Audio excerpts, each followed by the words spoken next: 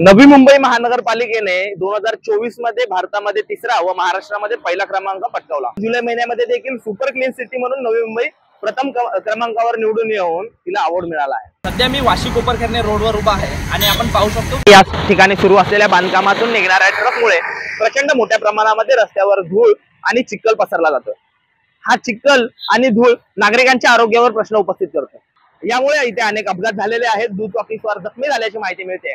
नवी मुंबई महानगरपालिका स्वतःला क्लीन आणि ग्रीन सिटी सांगते, ती क्लीन आणि ग्रीन सिटी हीच का असा प्रश्न इथले नागरिक उपस्थित करत आहेत। बिल्डरांची मनमानी सुरू आहे आणि वॉर्ड अधिकारी याच्यामध्ये मिसळले आहेत का असा देखील प्रश्न या ठिकाणी उपस्थित होतोय।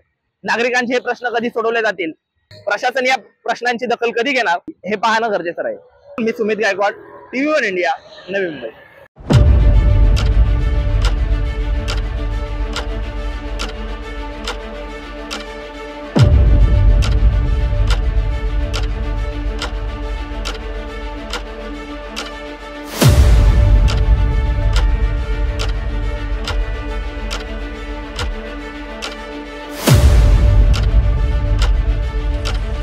लेटेस्ट अपडेट्स और ताजा तरीन खबरों के लिए TV1 इंडिया लाइव को सब्सक्राइब कीजिए और नोटिफिकेशन पाने के लिए बेल आइकॉन को दबाना मत भूलिए।